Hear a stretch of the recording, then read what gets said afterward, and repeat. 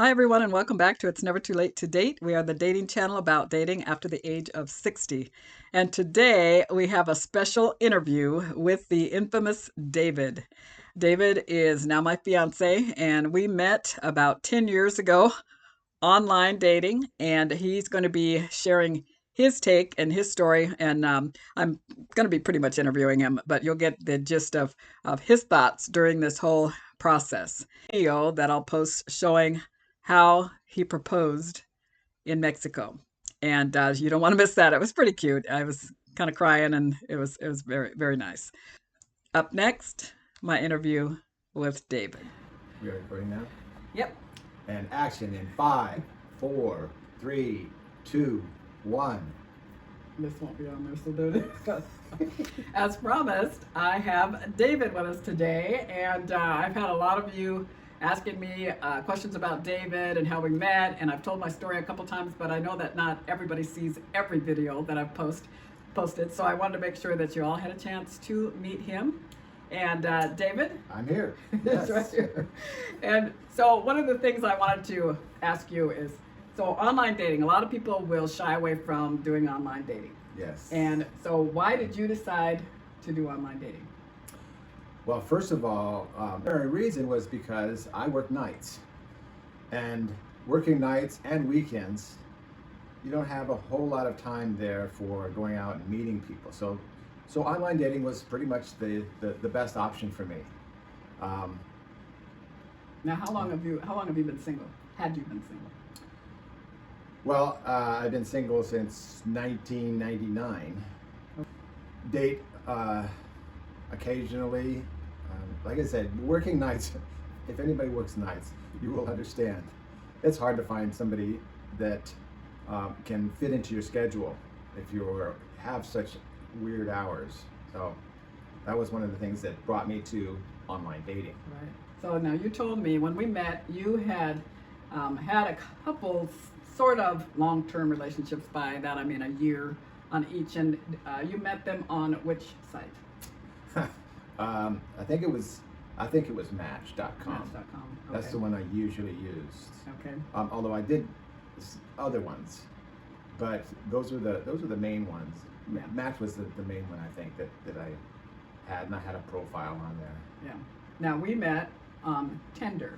Tinder, yes. And why did you decide to try Tinder? Was this your idea or was it somebody No, else's? no. One of the reasons why I went to Tinder and was that the opportunity to see people and say, okay, you're interesting, you look interesting. That's all you see.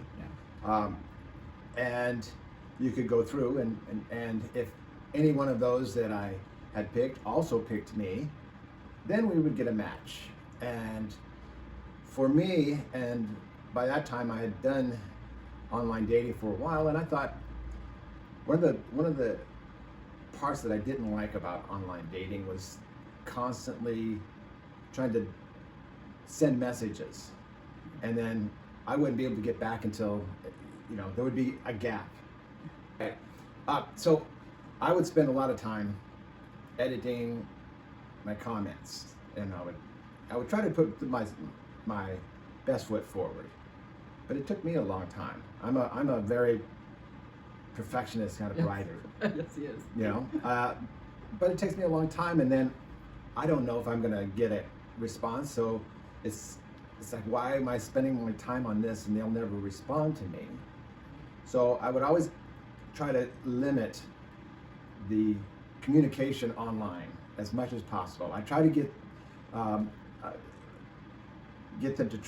somebody to trust me, that to go out in public, in a public place, usually a coffee shop, and we would go there and meet. And usually that would filter out those people that we just don't match.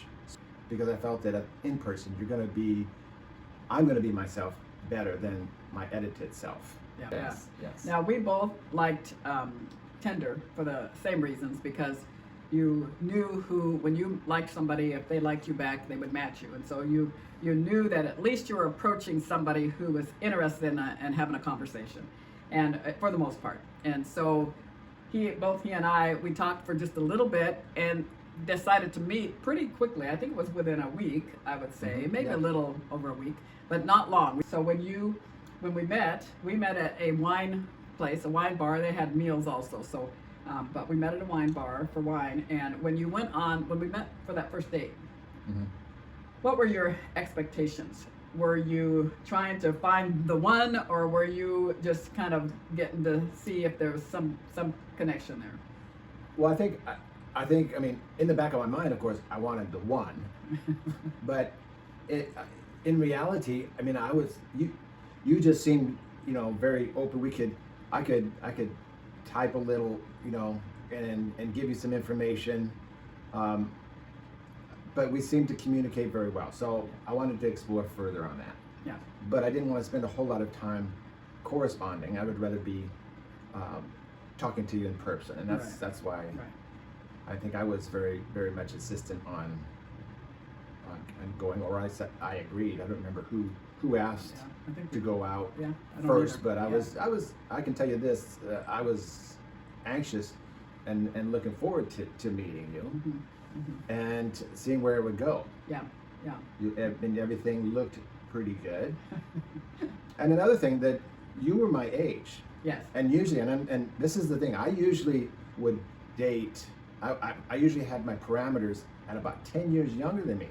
Yeah. And that's only because I didn't think I would find any woman that my age that was,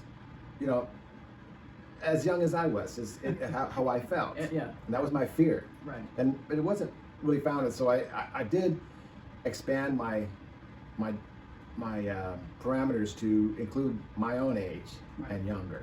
Right. And Lucky lo and me, behold, lucky she me. came. So I was lucky. Yeah. Yeah. So when we met, we were at the restaurant I think we met at like 5:30 or something like that, and the restaurant was closing, and I think they closed at like 7:30 or 8. Yeah, something like that. And we Something were like there that. the whole time. Only people Everybody's left. gone. Yeah. Everybody's gone. They're cleaning. They're just cleaning up. Say, no, don't worry about it. No. And we're still there. Yes. And so we leave that date. We go outside and give each other a hug. And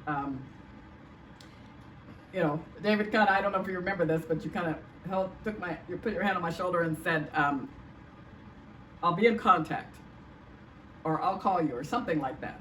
Mm-hmm. And I thought he was being honest, but we left. He went in his car. I went to mine. And then a week or so went by, no word from him. But I did know what his schedule was like.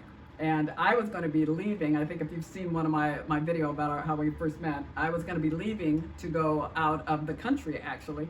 And I think I texted him on the Monday or Sunday or Monday before I was going to leave. And one of the conversations that we'd had when we met was that he liked singing karaoke. I love singing, but I had never done karaoke before. So I was intrigued about that. So I wanted to see where else this could go. And so I reached out to him first. Now, a lot of people go, there's rules that guys have, rules that girls have, all this stuff. We were 61 at that time. And you know what? When you get to this age, I don't think all the rules should go out the window, but a lot of the rules should go out the window. We're not teenagers, and we can make a decision. If I felt like there was something there, I felt totally comfortable reaching out. He could have said, well, no. Yeah. And now, what did you think about me reaching out first? Well, that was fine. That was fine. And normally the women won't do that. And to me, that's fine. You're showing an interest in meeting. She said, well, let's get together before I leave on my trip. And so I said, oh, great. That would be good. And we ended up fitting it into his schedule that he had. It was his night off, first night of the night off. And so we went to karaoke and just had a great time. And the connection was there, everything. And that night, after we had our date, he brought me back to my place. I got in my car and met with a friend of mine that was going on the trip with me, and we headed to the airport. And that was that. And I was gone for probably 10 days. And when I got back, we reconnected. And I don't remember who asked who out that next time, but it just continued from there. Yeah, and it was easy. It was not, it wasn't forced or anything. I just, I mean, I had a schedule. I mean, I had a schedule that I had to keep. I was working. Yeah. I had a regular job that working. I also actually had two jobs that I was Right. working, so Yeah. that made it difficult. So I was more than happy to, you know, go see her on my days off Yeah. and be able to spend some time and get to know her more. Yeah. Yeah.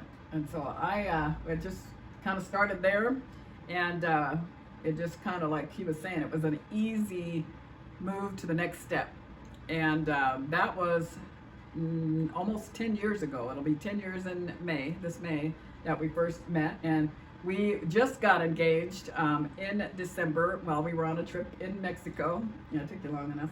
But anyway, we had both talked about it. And that's another thing, it was something that we talked about. It wasn't like when you first time you meet somebody and you want to get married, where you expect the guy to do this grand proposal, even though we did have to marry him. And you'll see that video at the end.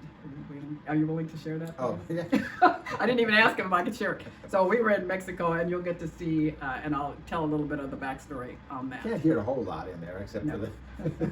Yeah, except for the guy that was videotaping it for us. But anyway, so now you've got a chance to meet David. I will have him on periodically because, we it's about dating, and I changed the title to about dating and relationships because during your time of having a relationship with someone, things come up, things happen, good things, bad things, and I think that a lot of people will give up on a relationship quicker because they've got some rule that they had or some red flag that they had that was not that has no reason for it.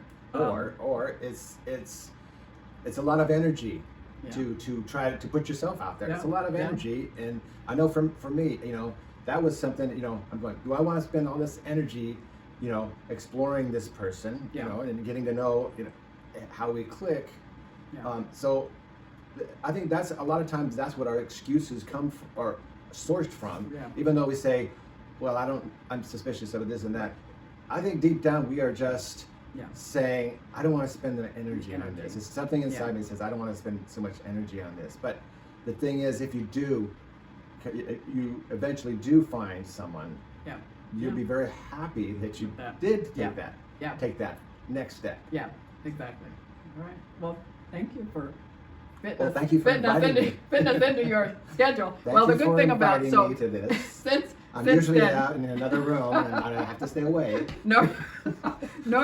When we Don't first cough. met, when we first met, he was, like you said, he was working two jobs. Well, a few years ago he retired. So now we're both home. I'm not actually totally retired, but I do work from home. And so people talk about adjustment, and we've had to make some adjustments. It's been pretty easy. It's just like as if he were at work or if I were at work during the day. We have our schedule, and we'll talk about that on another video about how what our lifestyle is like since we've been together. But for now, thank you, David, and I appreciate Thank you you, taking the Karen. time. Bye.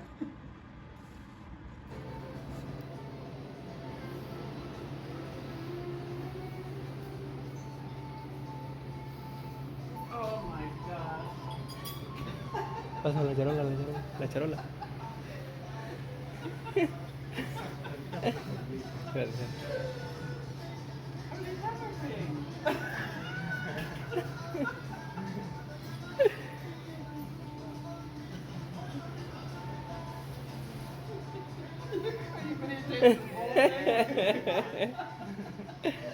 Ahorita la vamos a tirar.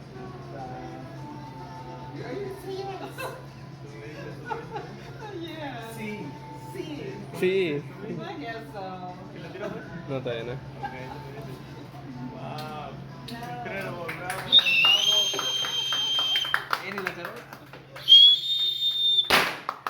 ¡Bravo!